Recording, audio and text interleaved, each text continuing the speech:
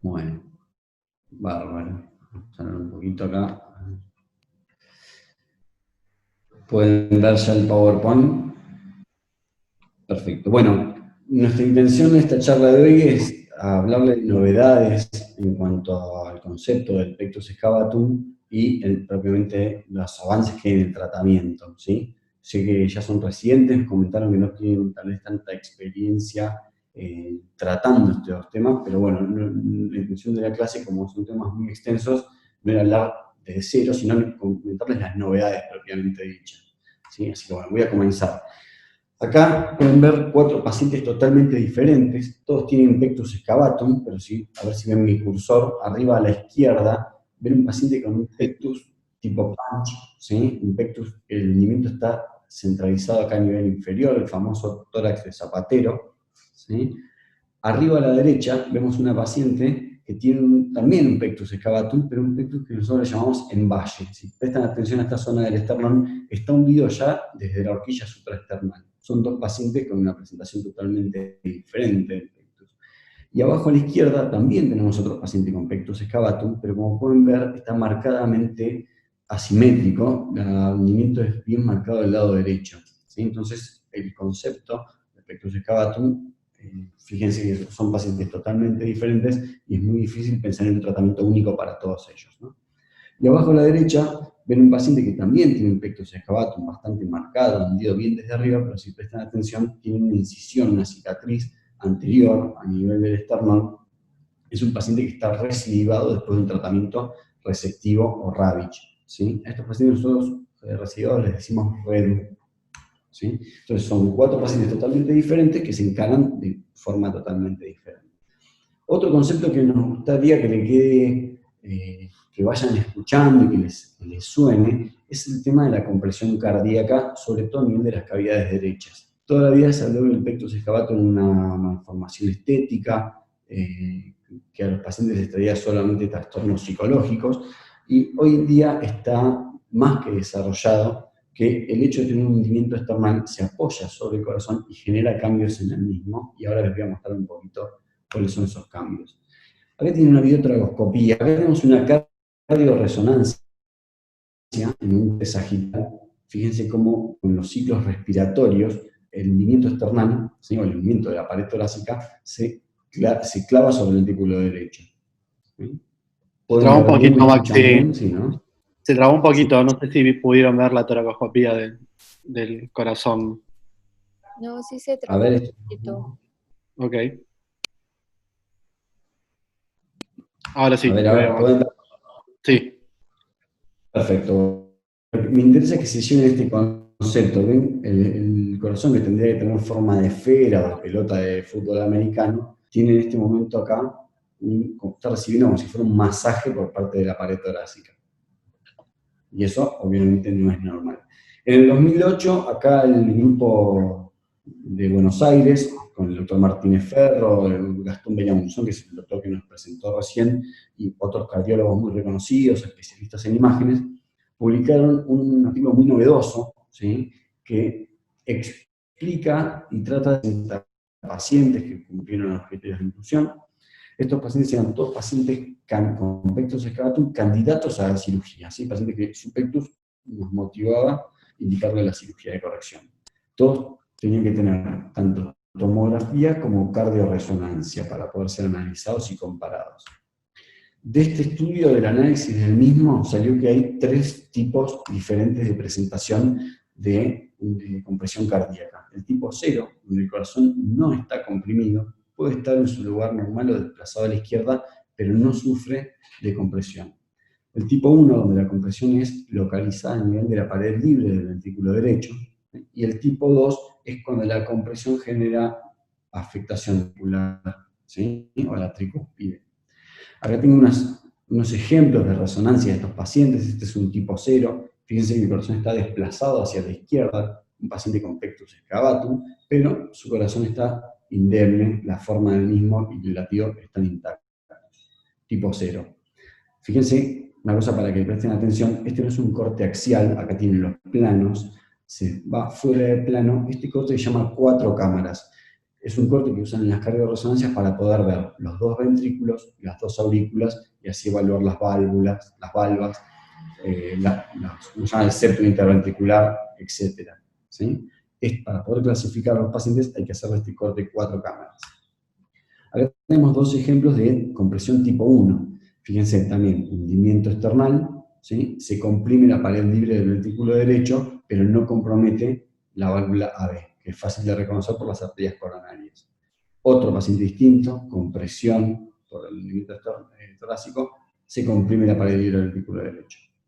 Y tipo 2, acá vemos otro paciente con pectus excavatum, con el hundimiento bien marcado, y fíjense cómo está toda la pared del ventrículo derecho, inclusive la válvula auriculoventricular comprimida y no logra un latido normal. Fíjense este movimiento que hace el septum, que se llama, ¿cómo se dice? Ese bamboleo, ese bolet que hace el septum interventricular no es normal.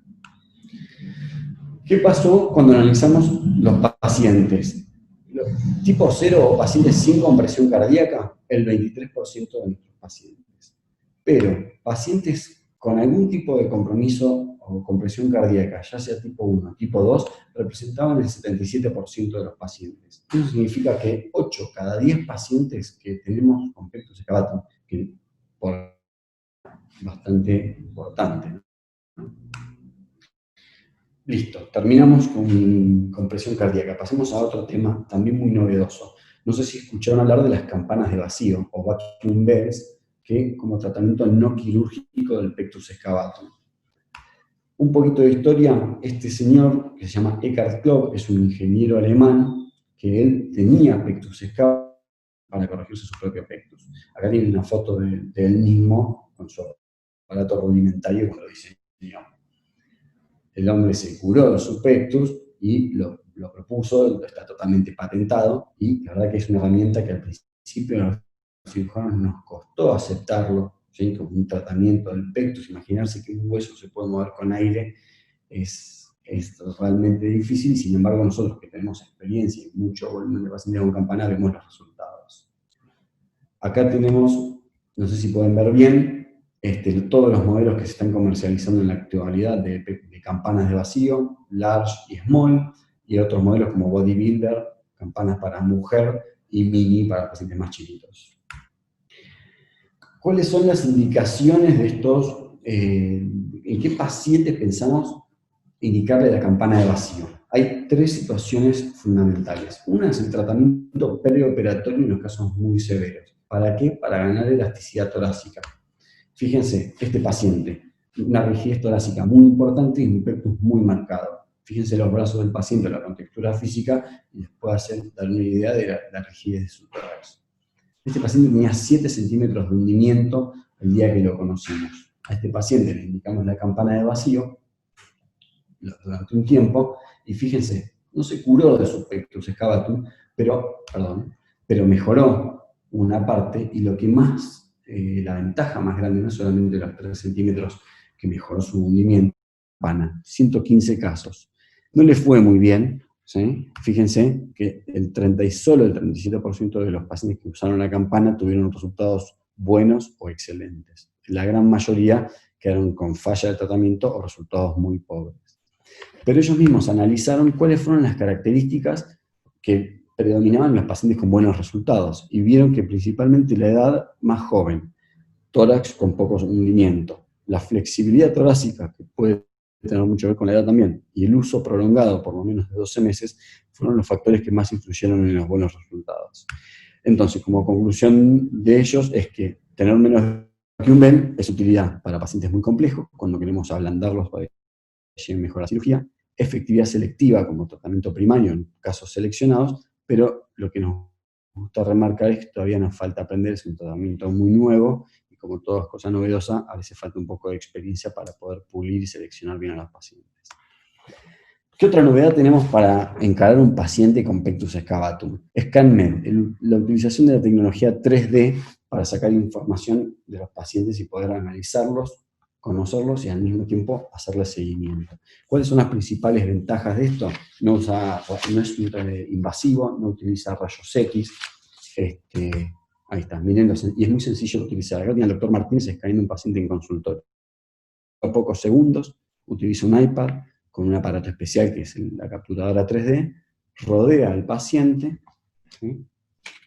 Esperemos que termine ahí el doctor de escanear, ahí está. Y después el mismo software rescata esa información y se lo pasa a la gente de escáner, que son los que le hacen un análisis. Si prestan atención al paciente, tiene un sticker acá pegado, se le ponen múltiples stickers, que son los que después usamos como reparos anatómicos para sacar los índices y las mediciones. Este es un, ¿cómo se dice? Un informe de un escáner 3D. Vamos a ver un poquito más en detalle. Tenemos la reconstrucción del paciente, el relieve, como se usa en geografía para los mapas, para reconocer las zonas de mayor hundimiento, y podemos medir, por ejemplo, no solo dimensiones, sino también volúmenes, que ahora se los voy a explicar un poquito.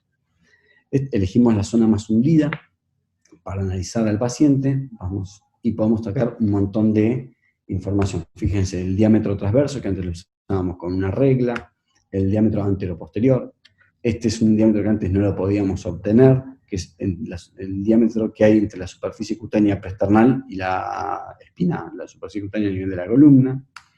El perímetro de ese tórax, que también nos sirve para pensar en algunos tratamientos, sobre todo en pectus carinatum.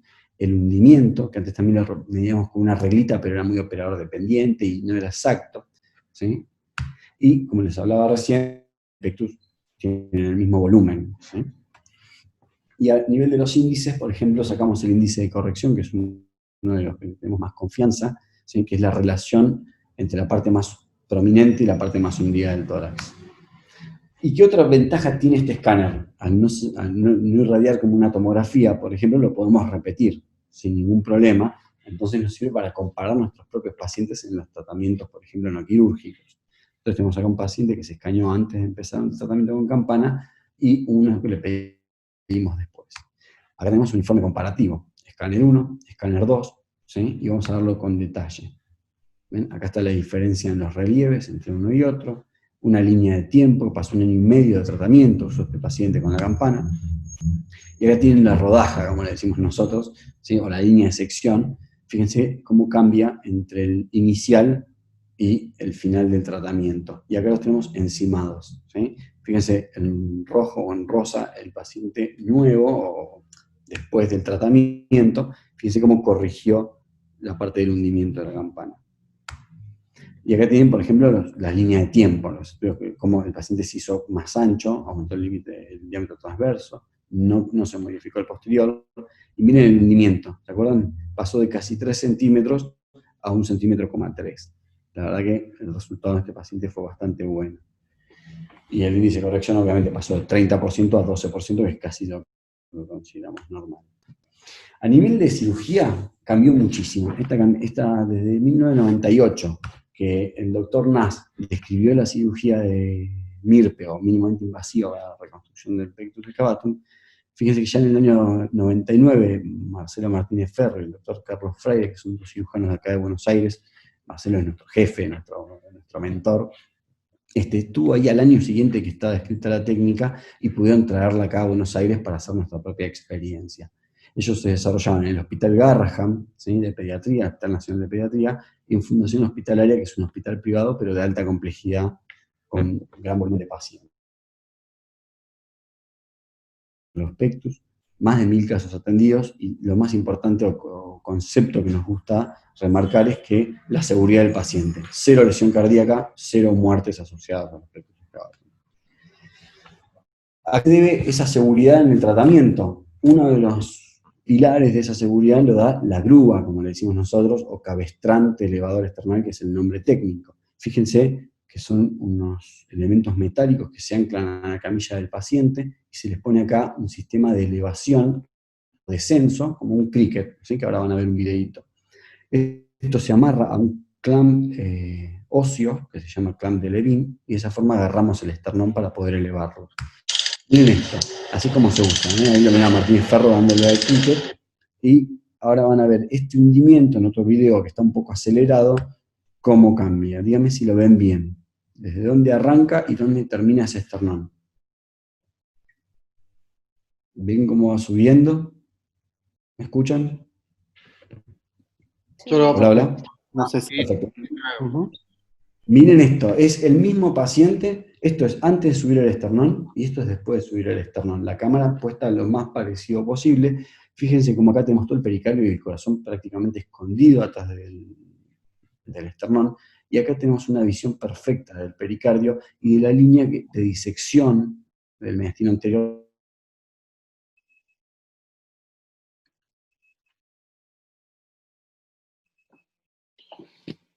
Ahí se te corta un poco, Maxi. ¿Querés probar sacando tu cámara? A ver si, Dale. poniendo solamente tu voz, a ver si así la conexión te da un poco mejor de estabilidad. Buenísimo, gracias. ¿Me entendió más o menos el concepto de que la grúa o el elevador nos permite mejor visibilidad del mediastino? Sí, se ve. ¿Se entendió, no? Sí, sí, sí. Perfecto. Bueno, sigamos. Avísenme porque yo acá, obviamente, siento que se escucha perfecto y yo le doy para adelante, ¿sí? Ahí está.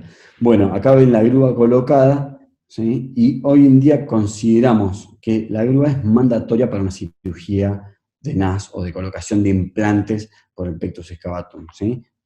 ¿Qué hace esta? Evita lesión cardíaca, nos corrige el hundimiento ya previo a empezar la cirugía, ¿sí? Cuando empezamos a disecar ya el esternón está donde queremos que quede, ¿sí? Y es solamente con los implantes es ponerle un andamio, un soporte para evitar que se vuelva a hundir. ¿Y qué otra ventaja tiene? Evita el desgarro del músculo intercostal al rotar la barra y al posicionarla.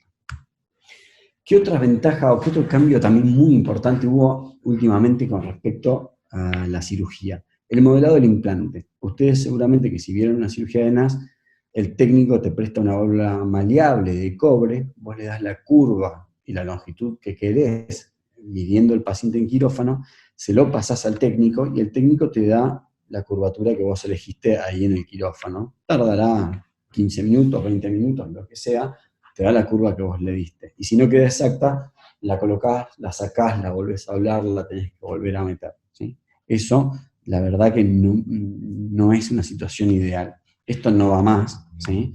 Hoy en día tenemos un montón de información. Acá, bueno, en la tomografía 3D nos da toneladas de información digital y que no le prestábamos atención. Pedíamos nuestra tomografía a todos nuestros pacientes, medíamos el índice de Haller, medíamos ¿cómo se llama? El índice de corrección,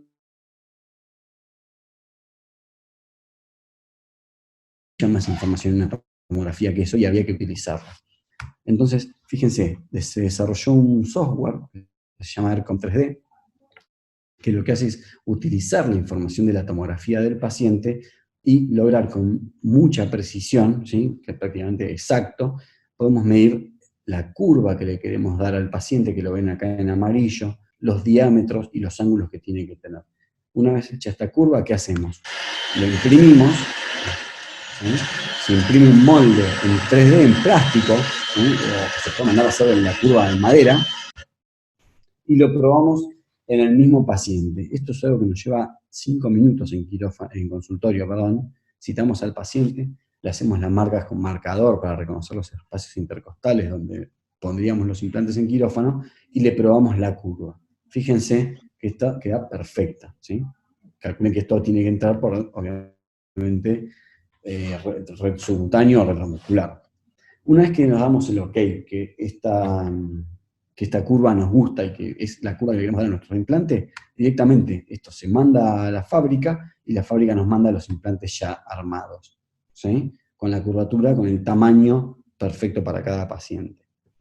¿Qué otra novedad o qué otra adelanto tiene esta cirugía? Bueno, en Corea del Sur, un cirujano con mucho volumen, que se llama Park, él propuso la utilización de puentes. Él decía que poner 2 implantes y dejarlos libres no tenía la misma solidez que uniéndolos entre sí, ¿sí? Acá en Buenos Aires pudimos desarrollar un poco más la técnica, le pusimos U-Block, porque ¿qué logramos con esto? Que 2 implantes, al estar unidos entre sí y bloqueados, le dan mucha más solidez a la estructura y evita, por ejemplo, la rotación del implante, ¿sí? La rotación del implante que puede traer como complicación la recidiva del pectus o puede tener una lesión vascular o nerviosa, ¿sí?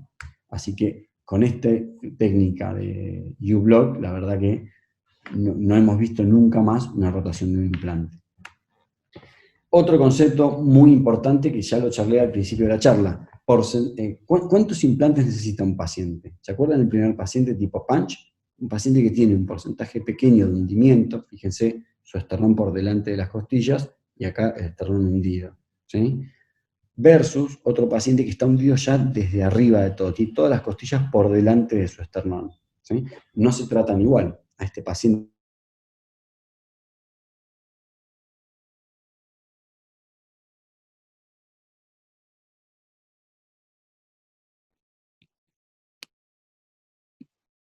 Se cortó de nuevo. Lo perdimos, sí. Ahora sí. avísenme, ¿hasta dónde escucharon? Ah, la anterior. Anterior. La anterior. A diferencia del tratamiento. Ahí. Acá. No, estabas hablando del porcentaje de hundimiento. Listo, sí. Ujú. Lástima que va lento. Ahí. Bueno, entonces, no es lo mismo, ¿sí? No se trata de la misma forma un paciente que está 30% hundido que un paciente que tiene todo su esternón por debajo de la línea de las costillas, ¿sí? Voy a ir despacito, a ver si con esto logro por lo menos que me sigan. Un paciente con un hundimiento del 30%, con 2 implantes lo puedo corregir lo más bien, porque esta parte no necesita corrección. En cambio, un paciente que está totalmente hundido, ¿sí? Si yo lo corrijo acá abajo, voy a hacer una corrección insuficiente de su pectus. Este paciente por lo general requieren 3 implantes o 4 en el caso de que sean pacientes muy altos o muy rígidos. Ejemplos, vamos bien, ¿no? Paciente con un pectus acá localizado, le hacemos el índice Titanic, que le llamamos, que es hacer una relación y medir cuánto esternón está hundido. Y este paciente con 2 implantes, fíjense la buena corrección que tuvo de arriba para abajo. Acá tienen la radiografía, 2 implantes, U-Block unidos, ¿eh? Y esto es una estructura súper sólida, no se hunde. Ahora miren a este paciente, ven el hundimiento, parece que está hundido desde el cuello, ¿sí? A este paciente no lo podemos tratar de la misma forma. Fíjense en el postoperatorio cómo se corrige ya bien desde arriba, ¿sí? Tenemos una limitante, no podemos ir muy arriba del ángulo de Lewis por los vasos, ¿sí? Por los grandes vasos que están ahí y la disección de los grandes vasos. Este paciente requiere una incisión extra para poder llegar un poco más arriba, pero fíjense que con mínimas incisiones la corrección de un pectus tan marcado, que bien que queda. Acá está una foto de los 3 implantes colocados y la radiografía del paciente con su puente correspondiente para evitar que se roten. Otro ejemplo, miren este paciente, ¿se acuerda que hablamos de los asimétricos? Miren este paciente totalmente hacia la derecha el hundimiento, y miren la corrección. No es que copiamos eso y lo llevamos para adelante, y quedó salido acá y acá bien. No, logramos que un paciente hundido de un lado sí y del otro no, quede bien derecho. Eso también, gracias al software de ERCOM, podemos cambiarle la curvatura a ese implante y lograr que corrija en la zona que más nos interesa. Ven acá, la verdad que la corrección de este paciente es muy buena. Y las cicatrices existen, pero la verdad que pasan bastante inadvertidas. Esta es la radiografía de ese paciente, era un paciente muy alto. También pusimos 3 implantes. Lo que hicimos fue dejar un espacio intercostal sin implantes. Entonces son 3 implantes no consecutivos. Otro ejemplo, y le meto pata, porque no sé, George, cómo venimos de tiempo, paciente con un tórax en valle, ¿sí? O en palangana, o le decimos todo el tórax hundido, y fíjense la buena corrección que logramos. Miren las cicatrices de este paciente, prácticamente ni se le nota tracoscopía, la incisión para la colocación de los implantes. Entonces, objetivo, resumen de la cirugía de NAS o de la colocación de implantes, descompresión cardíaca, ¿sí? O es la base o la piedra fundamental de nuestra indicación quirúrgica, y un tratamiento completo, una remodelación completa. No queremos seguir corrigiendo solo los pacientes abajo y que nos queden hundidos arriba. Acá tienen, por ejemplo, una cardioresonancia pre- y posoperatoria. Acá tienen el ventrículo derecho comprimido, el hundimiento esternal,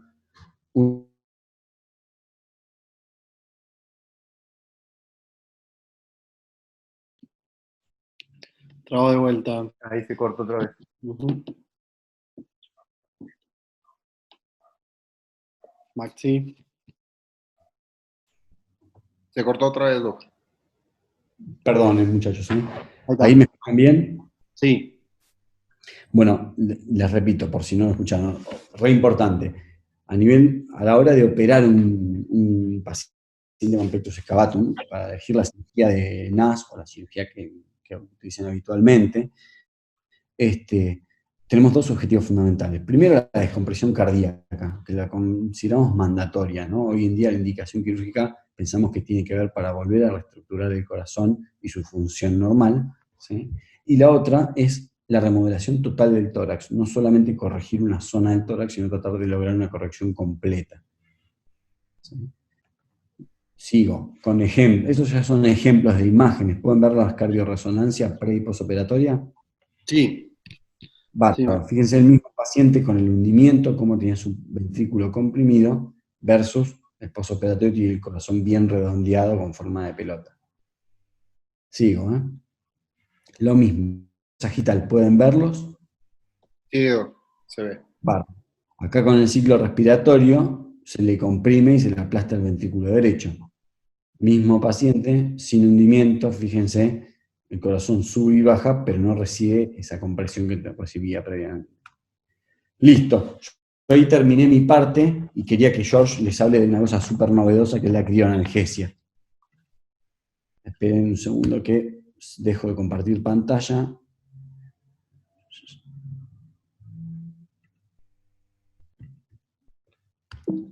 No sé si quieren hacer preguntas ahora sobre esto, quizás para poder dividir las charlas y generar alguna consulta sobre lo que se presentó y si podemos aclarar algunas dudas, para que no se junten todas al final, me parece. ¿Alguien que tenga alguna pregunta para el doctor, para la presentación? Algo que no se haya entendido. ¿Cuál es el porcentaje de recidivas posterior al tratamiento con las barras que ustedes han presentado en pues, en lo que tienen? Una excelente pregunta. Mirá, cuando Nas describió la cirugía de Nas con la colocación de la barra retroesternal, ellos decían que la barra tenía que estar colocada por lo menos un año.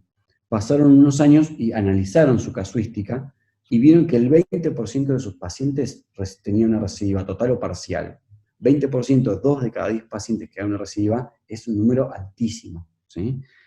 Analizando su propia casuística, vieron que los pasaron más tiempo, por alguna razón, con las barras puestas, la chance de recidiva era mucho menor. Entonces, NAS postuló que las barras había que dejarlas 2 años. Nosotros, las barras por lo menos las dejamos 3 años, al paciente tener la barra no le genera complicaciones, ¿sí? Lo dejamos 3 años y recién a los 3 años en promedio, ¿no? Un poquito más, un poquito menos, le sacamos los implantes. Y la verdad que las recidivas que tenemos son bajísimas. Recuerdo ahora, por ejemplo, un paciente que hizo una recidiva, pero hay una cosa que no habíamos tenido en cuenta. ¿Vieron esa foto que les conté de un paciente que tiene un redu, que ya tiene una cirugía de Ravitch hecha anteriormente? ¿Me escuchan? Sí. La cirugía de Ravitch es una cirugía resectiva, ¿sí? Entonces el paciente, por más que me imagino que le habrán conservado su pericondrio, había perdido estructura de su pared anterior del tórax. Le pusimos los implantes, se corrigió perfecto, quedó bárbaro, y pasaron 3 años, le sacamos los implantes y ese paciente hizo una recidiva parcial, pero por falta de su estructura de su tórax. Por eso le digo que cada pectus hay que tratarlo de forma diferente. Tal vez a este paciente habría que ver, si ahora me replanteo el caso, le hubiera puesto tal vez algún implante más definitivo y una barra para extraer más adelante. La barra yo creo que lo hubiera necesitado para corregir el hundimiento y después le hubiera dejado algún tipo de implante de fijación para mantener su estructura torácica. Pero la verdad que ahora con este sistema U-Block, no sé, Gastón, las recidivas que estamos viendo están cercanas a cero. Al no tener rotaciones de barras, las recidivas son bajísimas. ¿Y qué pacientes pueden tener más predilección a la recidiva? Y los hiperlaxos. ¿Quiénes son los hiperlaxos? Los Marfan, por ejemplo. ¿Sí? No sé si más o menos respondí la pregunta. Sí, doctor, muchísimas gracias. ¿Alguien que tenga otra pregunta para el doctor? ¿Alguna duda acerca del tratamiento o algo? Pueden habilitar sus micrófonos, ¿sí? Doctor, yo tengo una pregunta. ¿Hay algún límite de edad para realizar la corrección? ¿O se puede realizar a cualquier edad? ¿O es mejor hacerla entre más pequeño sea el paciente?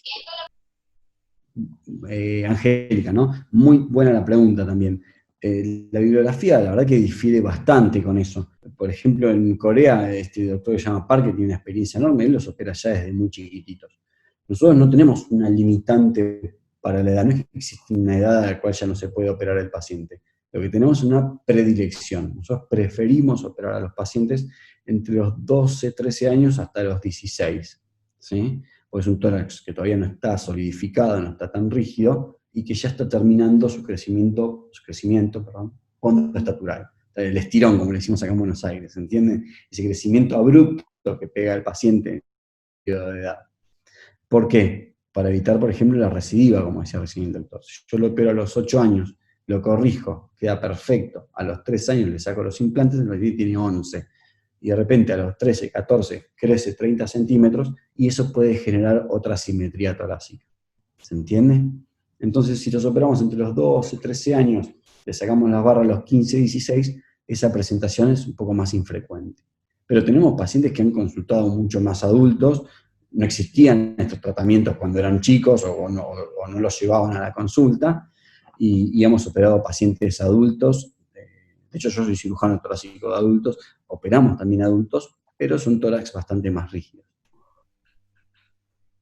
Gracias. Gastón quiere decir algo y Jorge también.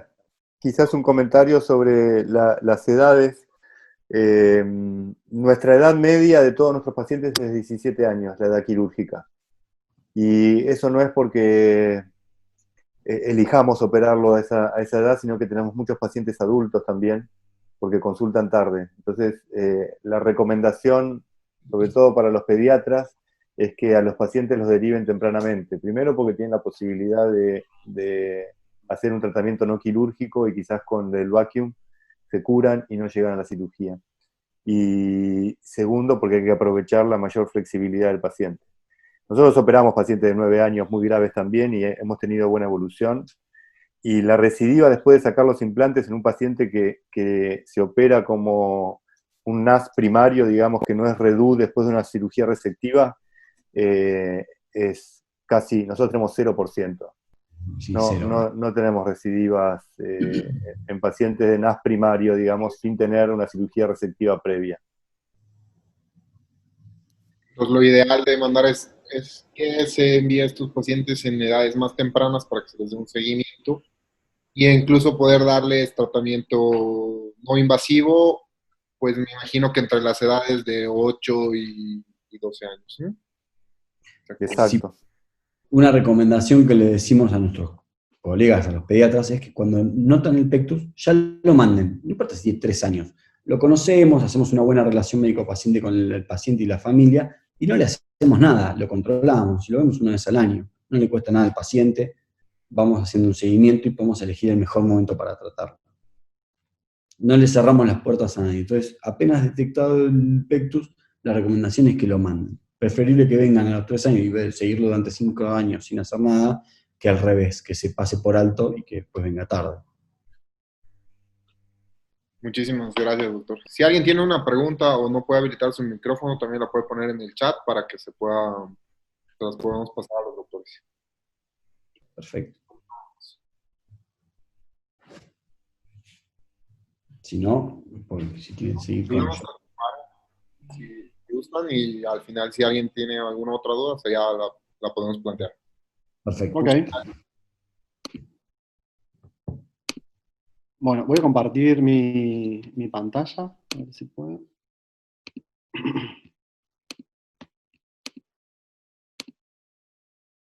Bien. ¿Pueden ver ahí mi pantalla?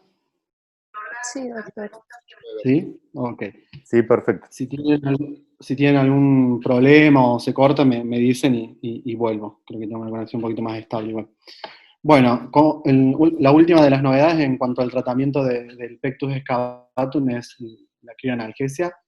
El enfoque tradicional para el tratamiento del dolor de los pacientes que se someten a una cirugía de NASA, una reparación mínimamente invasiva del pectus excavatum, suele ser con anestesia raquídea más opioides, y requieren en promedio una internación de 5 a 7 días, y obviamente con todos los efectos adversos que puede llegar a tener la medicación con opioides, como vómitos, náuseas, algunas veces rash también, y sobre todo el tiempo de internación. Es una de las principales complicaciones que siempre se le estuvo buscando la vuelta al tratamiento del dolor en este tipo de cirugías.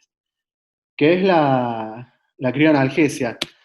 Hay diferentes tipos de elección nerviosa, aplicando diferentes noxas. En el caso de la crioanalgesia nosotros aplicamos frío. Dependiendo del tiempo que actúa el frío, en este caso en el nervio, se pueden generar diferentes tipos de lesiones nerviosas, como neuropraxia, axonomesis o neurometsis, dependiendo de si el nervio se recupera o no. ¿Sí? La neuropraxia es el efecto mínimo nulo en la función nerviosa. La axonomesis es cuando hay una disfunción temporaria de la función nerviosa, o sea, deja de funcionar el nervio por un tiempo. Y la neuromesis es cuando el dolor ya, actúa lo suficiente, la noxa, como para producir una disfunción permanente de la función nerviosa, de la cual el nervio no se recupera. En el caso de la crioanalgesia, lo que nosotros vamos a provocar en el nervio es una axonomesis. La axonomesis es donde actúa el frío en el nervio. Los tejidos afectados son en la mielina del axón y las células de Schwann, pero los tejidos perinerviosos, el epineuro, el perineuro y el endoneuro, no se ven afectados. Por eso se asegura la recuperación del nervio, y por eso es axonomesis lo que vamos a buscar producir en el nervio. ¿Sí? Vamos a aplicar un frío de menos 60 a menos 80 grados centígrados, que va a producir esta axonomesis, y se va a luego recuperar ad interum de 4 a 6 semanas.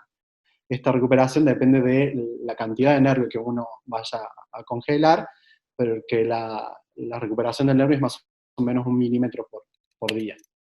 ¿Dónde vamos a actuar con el frío? En el nervio intercostal, ¿sí? Más adelante les voy a mostrar un video bien donde este es el esquema por donde vamos a actuar en el nervio intercostal, que lleva toda la sensibilidad de la pared anterior del tórax. Nuestra experiencia, les cuento un poquito cómo fuimos haciendo nuestro camino para ganar esta experiencia. Empezamos con este equipo Frigitronics, bastante viejo ya, que funcionaba con nitrógeno líquido comprimido en una garrafa, y eso producía el frío en la punta. Ahora contamos con otro nuevo equipo, que es el AtriCure, que usa óxido nitroso en lugar de nitrógeno líquido, y lo que tiene este equipo, después les muestro la diferencia, que se produce, el frío es mucho más rápido, tiene ya un cronómetro, así que uno lo puede programar el tiempo que quiere que actúe el frío, y también se puede setear la temperatura. En nuestro caso vamos a actuar durante 2 minutos, y la temperatura va a ser entre menos 60 y menos 80 grados. Les muestro un poco el video de la técnica. El paciente se ubica en decúbito dorsal, con estas marcaciones. Realizamos intubación selectiva. Después más adelante también le voy a comentar, hacemos radioscopio, la intubación selectiva, toracoscopía, primero del lado derecho, colocamos el trocar en el séptimo espacio intercostal, se hacen los bolsillos subcutáneos por donde después vamos a colocar los implantes, y a través del cuarto espacio intercostal primero dilatamos el músculo intercostal primero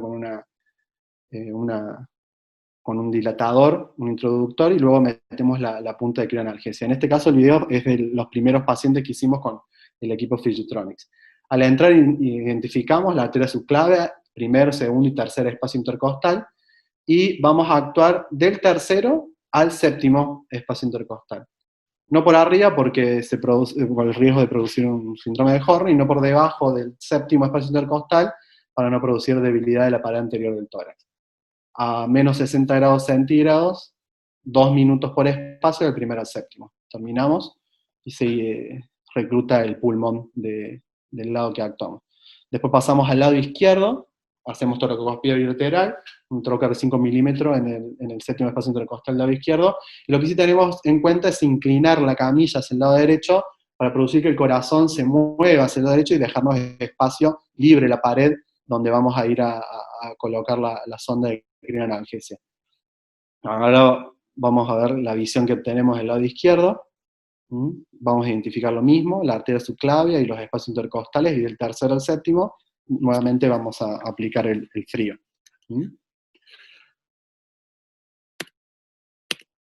Cambiamos, este es el nuevo equipo, les muestro, es diferente la punta a la anterior, como pueden ver. Este fue el primer paciente que hicimos con el nuevo equipo. Como pueden ver ahí, el pulmón se mueve bastante, y fue este paciente el que nos llevó a decidir realizar un control radioscópico de la intubación para evitarnos que el pulmón se mueva y se acerque a la punta que tenemos el frío. Y la otra cosa que ideamos con este nuevo aparato fue un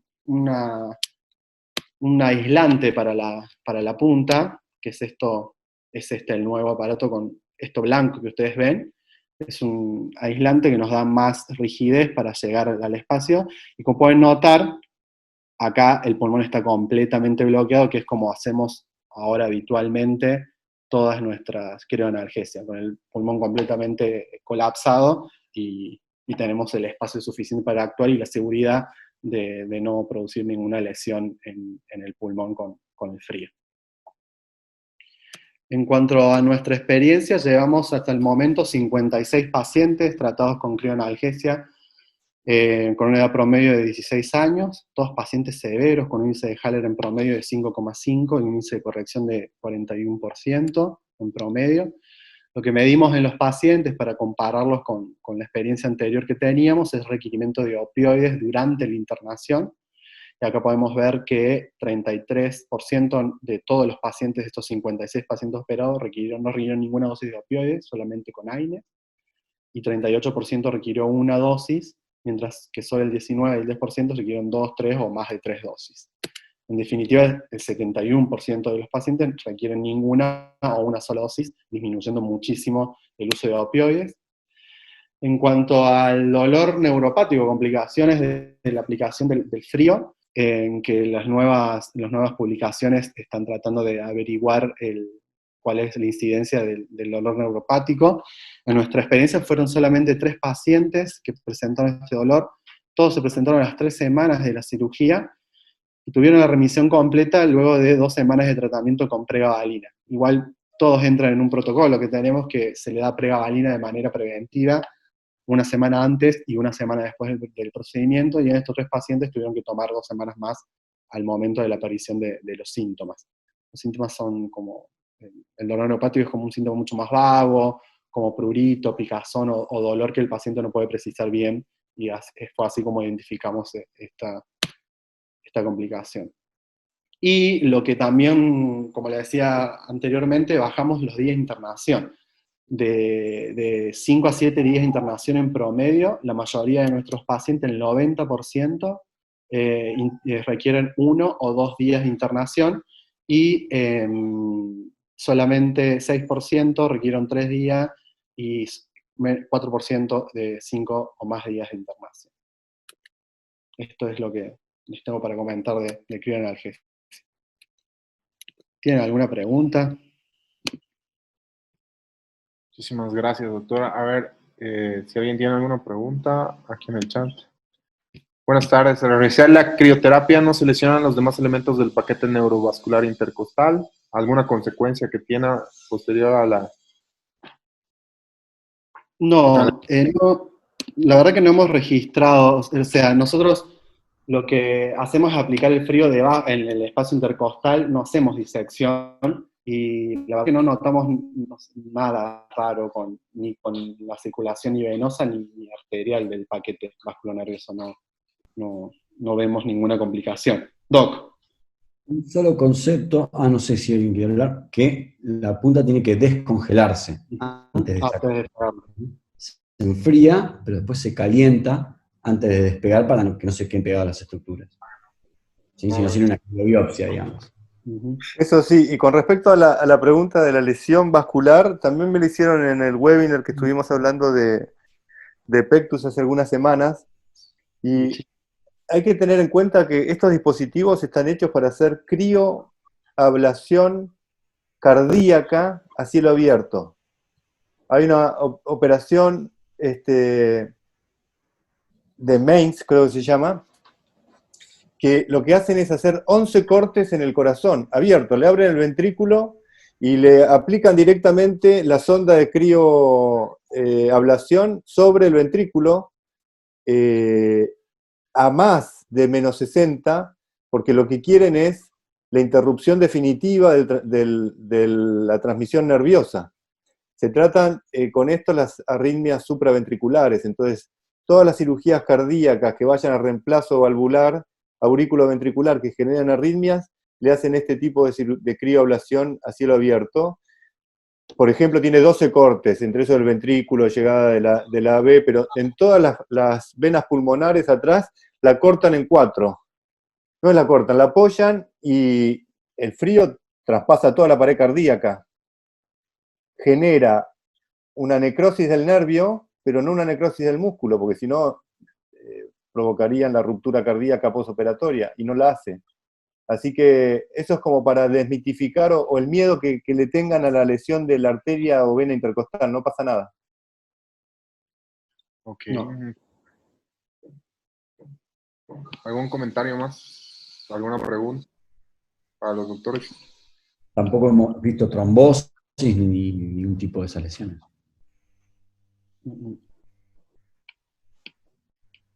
Buenísimo.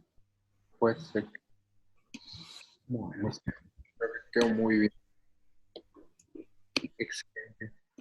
Además, ¿alguna pregunta? Bueno, Si no hay más preguntas, sigo. Voy a compartir mi pantalla. buenas tardes. Dice una pregunta aquí. Sí.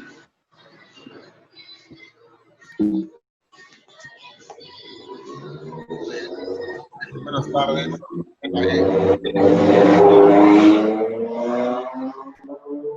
Pero no. Electromiografía.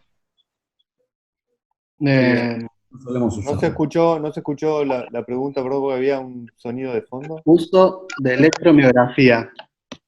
Si usamos electromiografía para evaluar. No entiendo. ¿Puede especificar un poquito la pregunta para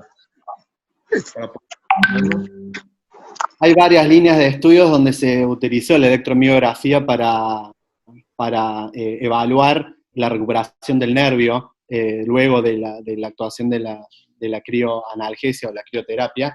Pero son estudios, en realidad el uso del frío como agente para provocar analgesia se empezó a estudiar en la década del 80, que entre la década del 80 y el 90 hubo varios grupos en Estados Unidos y acá también en Argentina que trataron de estudiar el frío, y ahí sí, por lo menos lo que yo leí, se usaba la electromiografía para estudiar la recuperación del nervio después de que actuaba la crioterapia. Es el único uso de electromiografía que vi en relación con la crioanalgesia. No, o sea, y los resultados de esos estudios es lo que yo les comentaba, que la axonomesis, la recuperación del nervio, es cuando el frío actúa entre menos 60 y menos 80 grados con un máximo de 2 minutos. Ok. Pues podemos continuar, creo, doctor. Dice, muchas gracias por reportar alguna Claro. Para reportar alguna lesión, claro, del nervio, como les decía, sí, se aplicó, pero nosotros no hemos hecho electromiografía. Pero igualmente el nervio en el que actuamos es sensitivo sensorial, no tiene una función motora como para estudiarlo por electromiografía, la contracción muscular, sino es lo que leí de la electromiografía. No sé si alguien más tiene algo para decir. Pues creo que podemos continuar, doctor. Ok. Bueno, para terminar les voy a hablar un poco del tratamiento del pectus carinatum. El pectus carinatum es cuando el esternón se ubica por delante de la línea costal. Esta protrusión puede ser simétrica, como ven acá en la foto de arriba, ¿sí? o asimétrica en alguno solo de los lados. Puede formar parte de algunas asociaciones sindrómicas como en el Poland o en el síndrome de Marfan. Y la otra división es que, dependiendo de la altura en la que se encuentre esta protrusión, puede ser alto, ¿sí?, o manubrial, o bajo, como es lo clásico, o condrogladiolar, que es como se lo denomina. En cuanto al tratamiento, voy a empezar hablando del tratamiento no quirúrgico, que es en realidad la primera indicación que por lo menos nuestros grupos tenemos para tratar a los pacientes con pectus carinatum. No sé si están familiarizados con el sistema compresor dinámico FMF, ¿sí?, que desarrolló acá nuestro mentor, el doctor Martínez Ferro, ¿sí? Esto es un pantallazo de cómo está conformado el FMF. Son 6 piezas que tienen una traba, ¿sí?, y se la nubera desde la que está en la traba hacia atrás, pieza 1, 2, 3, 4, 5, 6. Cada una de las piezas, ajustándolas o aflojándolas, tenemos para calcular la presión, que cómo medimos la presión con este medidor de presión, que fue otro de los desarrollos que hizo el doctor Martínez Ferro con el doctor Carlos Fraile. El sistema de compensación dinámico, la gran diferencia con algunas otras ortesis es que siempre deja lugar para la expansión del tórax, que es lo que vamos a tratar de que el tórax vuelva a adoptar una conformación fisiológica y normal. Y tiene una plancha anterior con orificios de encastre, que es donde vamos a encastrar el medidor de presión. Vamos a hablar todo el tiempo, en que hablamos del tratamiento no quirúrgico del pectus carinatum, de la proyección de corrección inicial, que es la fuerza que necesitamos para corregir el paciente a plano, ¿sí? En ese caso 3,3, está medido en PSI, que son son libras por pulgada cuadrada. Y la otra presión que vamos a hablar es la presión de tratamiento, que es la presión que ejerce en ese momento el sistema compresor que le está ejerciendo al paciente, que es lo que vamos a medir y es lo que vamos a modificar a medida que va avanzando el tratamiento del paciente. En el año 2008, el doctor Martínez Ferro hizo su primera publicación con 208 pacientes. En esta publicación principalmente lo que ellos destacaron, que se los puede dividir en 3 grupos a los pacientes según la rigidez que tenga de su pared torácica, medido con el medidor de presión, y que según la rigidez de cada paciente uno puede estimar el tiempo de tratamiento. El grupo 1, los pacientes blandos, requieren una duración media de tratamiento de 5 meses, en esta experiencia inicial. El grupo 2, alrededor de 7 meses, y el grupo 3, con más de 5 de PSI, en promedio 12 meses de tratamiento. Hasta ese momento, los pacientes que tenían más de 9 PSI eran los que se elegían para el tratamiento no quirúrgico, el tratamiento con el sistema compresor. Los mayores de esa presión terminaban con un tratamiento quirúrgico, sea resectivo o mínimamente invasivo, como vamos a hablar un poco más adelante. Esto, para hablar un poco de la diferencia entre los pacientes, están los pacientes de grupo 1 con menos de 2,5 de presión de corrección, con una duración de tratamiento de 3 meses podemos ver cambios verdaderamente notables, como en este paciente de edad mediana o esta niña, con un mes de uso ya se ve la corrección del defecto, el antes y el después. Y en total, 6 meses de uso requiere esta paciente para una corrección completa. Los pacientes del grupo 3, o rígidos, con más de 5 de PSI, este paciente, por ejemplo, con 7 meses de uso y un tratamiento total de 1 año, una corrección completa. Con más de 500 pacientes, en ese momento con 8 años de seguimientos, con un uso promedio de 18 horas por día y 8 meses de tratamiento, durante 8 meses, perdón, presentaban una alta tasa de éxito de 96% de pacientes corregidos, solamente un 3,3% de fracaso y 6,4% de abandono, con 10% de recurrencia parcial. Después del FMF, eso es la primera experiencia que lograron el doctor Martínez Ferro acá en Buenos Aires. El FMF se empezó a usar en todo el mundo y se empezó a validar su uso por diferentes centros, como por ejemplo el doctor Manuel López en Francia, en el año 2013, que trató 68 pacientes, ¿Mm?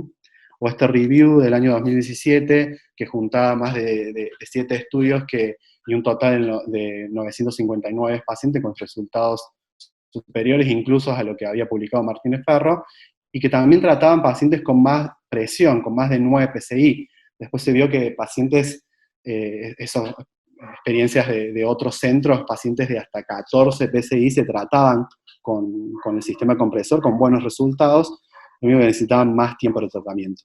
¿Mm? Particularmente acá en el año 2018, el doctor Gastón Belía presentó su experiencia con un resultado de 12 años, con 104 pacientes. Lo que tiene particular es esto, que esto es un hospital público, donde el tratamiento fue cubierto por el sistema público de salud y también corroboraba los mismos resultados de la experiencia inicial. Y una de las últimas publicaciones del año 2018, esto es un review de una revisión sistemática que incluyó más de 1.185 pacientes, más de 14 estudios, con todos resultados positivos, con una tasa de éxito superior al 90%. En cuanto a novedades, también aplicamos el scan 3D que les comentó Max anteriormente para evaluar, seguir los pacientes con pectus carinatum, y en este caso también para obtener los planos de fabricación del FMF, se realizan a través del escáner. Se manda a imprimir la sección del paciente y sobre eso se basa para que el FMF siempre fue hecho medida, pero es como estamos obteniendo las medidas últimamente. Por ejemplo, acá la información obtenida del escáner se imprimió en 3D y es así como le va a quedar al paciente. Se prueba y ahí se ve cómo va a actuar en el paciente el FMF. Esto lo que favorece es una fabricación más precisa del FMF del sistema. Bueno, como les dije, evaluamos a los pacientes con pectus carinatum también con el FMF. Esta es la visión de lo que obtiene el paciente en el informe. Tenemos bastantes índices, el diámetro transverso del tórax, el anteroposterior, la distancia entre la columna y la parte más salida, el índice de asimetría, que es eso que le hablaba, el pectus es asimétrico o simétrico, cuánto se desvía de la línea media, el perímetro del tórax, la altura del pectus, que es la diferencia entre el manubrio esternal y donde se encuentra la punta del defecto. También hacemos seguimiento con el scan 3D de los pacientes con pectus, al igual que mostró Maxi con los pacientes con excavatum.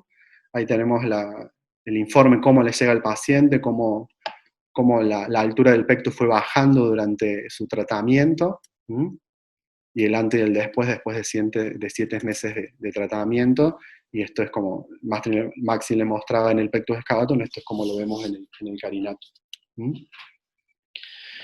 Así que el futuro de FMF lo que es mayor precisión, la fabricación a medida con el uso de las nuevas tecnologías, mayor objetividad en la evaluación de los resultados, obviamente usando el escáner externo que no depende solamente del ojo. Podemos tener curvas de curación, y lo que estamos haciendo actualmente, y sobre todo con la pandemia, es control, consulta y ajuste del sistema por internet, con consultas virtuales, con todo esto, lo que, si ustedes vieron, hace poquito tuvieron una charla en el webinar que presentaron la gente de Chile, que hablaba más bien del telepectus, que como nosotros lo bautizamos.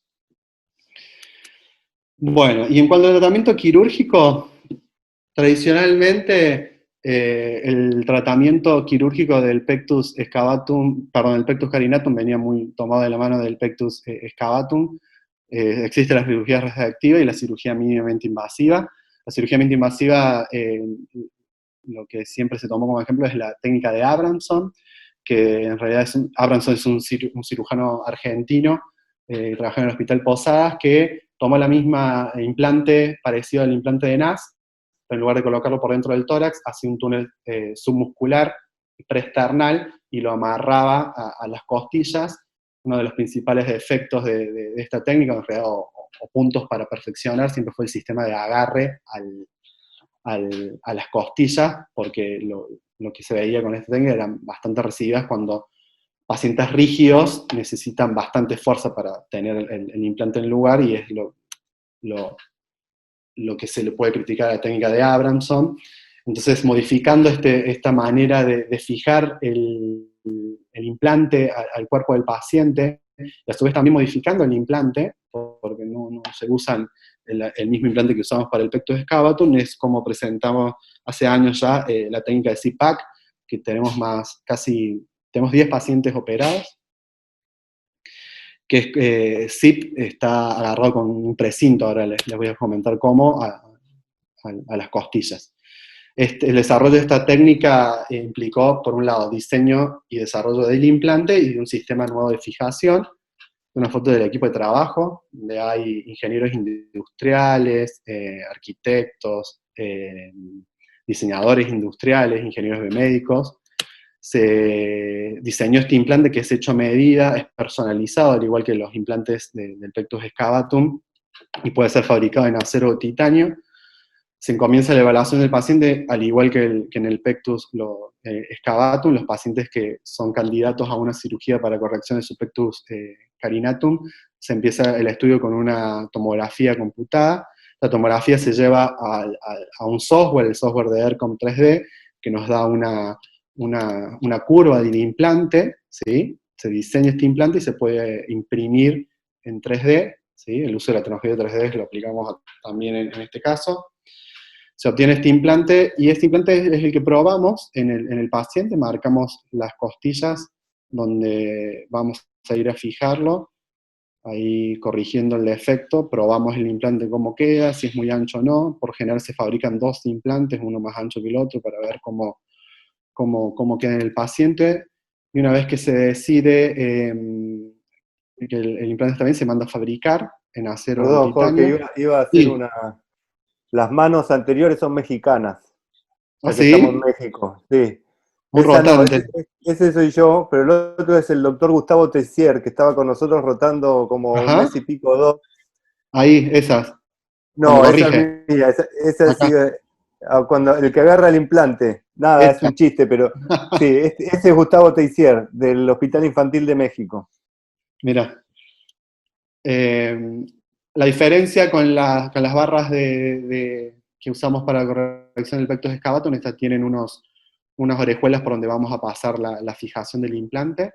Y lo otro que se diseñó fue un sistema de fijación, una estructura con cremallera de poliamida 6.6, que va a permitir el ajuste pericostal. ¿En qué consiste la técnica quirúrgica? El paciente se coloca en posición en decúbito dorsal con un realce debajo del pecho. Siempre antes de comenzar la corrección medimos cuál es la presión en ese momento del paciente, en este caso 15 PSI, paciente rígido. Marcamos lo mismo, las costillas donde vamos a ir a fijar el implante, a dónde va a quedar, dónde vamos a hacer el túnel submuscular preesternal del implante, y marcamos la incisión. La misma grúa que se usa para la elevación externa es la que usamos para comprimir el tórax y dar una corrección temporaria del defecto. Ahí es con el implante. Se crea el túnel submuscular, se pasa un samurái, el elemento por el mismo que hacemos la disección retroesternal, en este caso preesternal submuscular, se pasa una cinta que es la que se ata a la punta del implante, y se pasa el implante por el túnel. Ahí como se ve. Y después se disecan las costillas donde se van a ir a fijar el implante, que siempre fijamos a 2 costillas diferentes, se pasan 2 puntos con esta estructura que es parecida a un precinto, y se ajusta, mientras se está corrigiendo el tórax de manera temporaria con la grúa, y es así como queda ajustado, y se cortan los precintos, y es como queda el tórax corregido, el antes y el después. Entonces lo que vemos es una remodelación completa de todo el tórax. No solamente que se trabaja en la punta el defecto, la protuberancia que tiene, sino que se lo remodela, y el tórax se ensancha como se puede ver acá. Este es un paciente también adulto, muy rígido, que aplicamos la misma técnica, y es como cambió su tórax, y se ve cómo cambian la dirección de las costillas, de estar horizontalizadas, como se le encuentra en la mayoría de los pacientes con pectus carinatum, a una posición más fisiológica de atrás hacia adelante, de arriba hacia abajo. En definitiva, el CISPAC es una fijación eficiente, aún en pacientes rígidos con más de 14 PSI, es mecánicamente efectiva y permite una remodelación completa del tórax. O sea que en el carinatum, un 95% de nuestra experiencia de los pacientes, 95% se puede tratar sin cirugía, por eso hablamos mucho más del tratamiento no quirúrgico que el quirúrgico. Hay nuevas modalidades de diagnóstica sin irradiación, como el scan 3D, y las cirugías no resectivas, que son más fisiológicas y menos invasivas, que es como el desarrollo que venimos haciendo. Y como para cerrar, tanto para pectus excavatum y carinatum hay una revolución en las imágenes, tanto cardíacas y con 3D de afuera, como les mostró Maxi al principio. Hay también una revolución en el tratamiento que significó un cambio de paradigma. Y lo otro es que aplicamos, por más que somos cirujanos, aplicamos también el tratamiento no quirúrgico, seguimos y controlamos a nuestros pacientes, lo que permite tratar más pacientes, o sea, mucho más pacientes de indicación, no solamente los que tienen indicación quirúrgica, sino que también seguimos y tratamos a los que se tratan de manera no quirúrgica, lo que beneficia obviamente a miles de pacientes. Bueno, muchas gracias. Pues vamos a iniciar con las preguntas que tengan para el doctor. Pueden inscribir en el chat o pueden habilitar sus micrófonos. Yo tenía una pregunta, Doc. Dentro del uso tanto del FMF como de la cirugía, ¿qué tipo de complicaciones podemos esperar? Porque hay un aumento de la presión intratorácica. ¿Sí? ¿Me escuchan? ¿Un aumento de? De la presión intratorácica. Por el cambio que ocurre. ¿Qué tipo de complicaciones esperamos de estos pacientes que tienen, pues, que puedan tener complicaciones respiratorias, complicaciones de ventilación?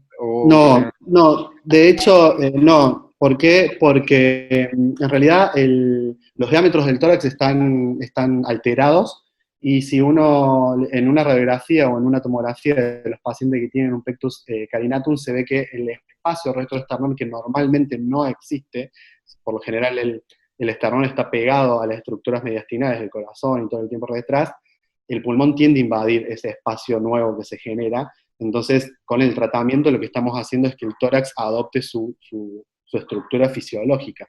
Ese espacio retroesternal que tienen todos los pacientes con carinatum, que no lo tienen los pacientes sin la deformidad, o sea, se adopta su condición fisiológica. No sé si respondo a tu pregunta. O sea, no vemos cambios. Este tratamiento igual lo podemos llevar a cualquier edad. Desde muy pequeños hasta muy grandes. ¿El tratamiento no quirúrgico? Adelante. Sí.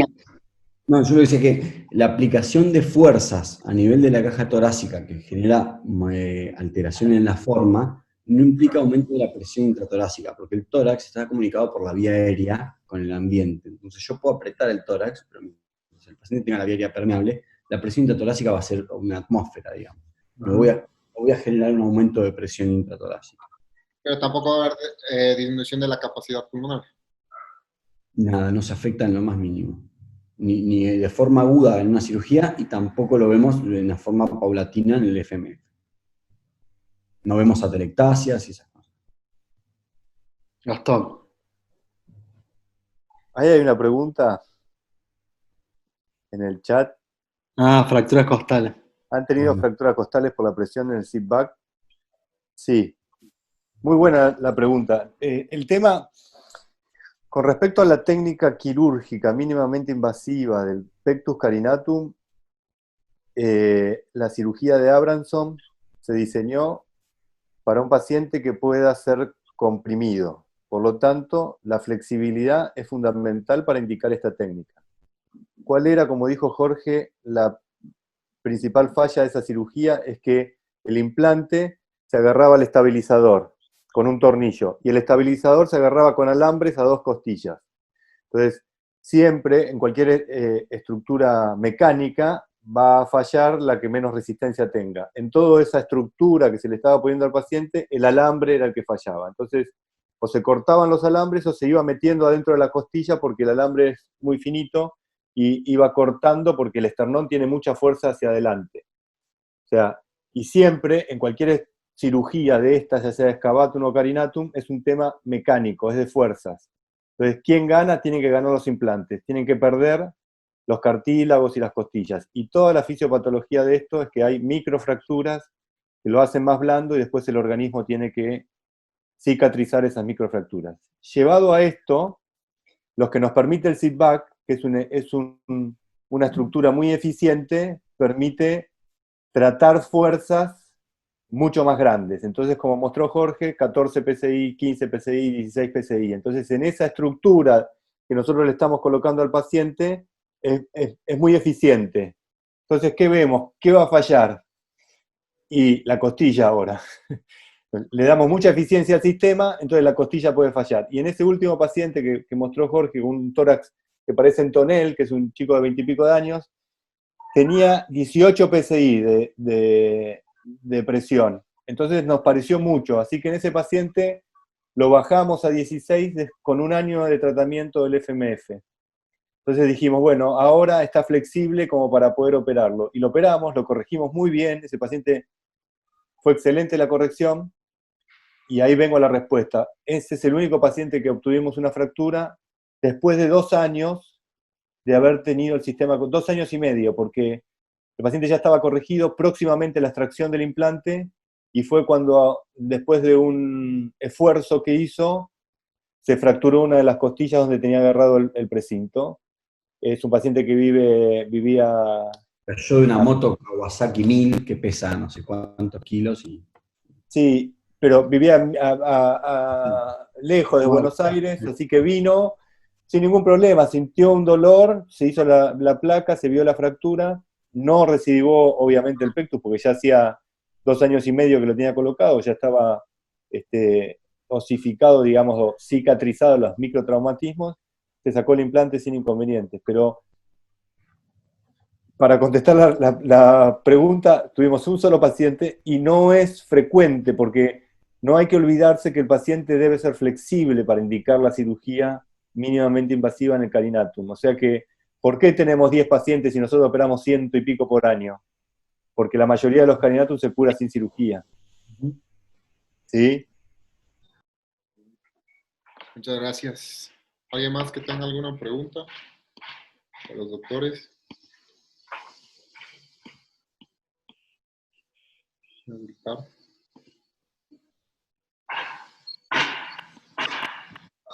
Bueno,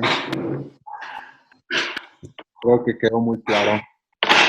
Doctores, agradecerles muchísimo por su tiempo, por el tiempo que nos han dedicado hoy en la tarde. Muchísimas gracias a nombre de todo el Centro Médico Nacional 20 de Noviembre y especialmente por aceptar la invitación y poder darnos una charla tan buena y tan completa, la verdad. Muchísimas gracias.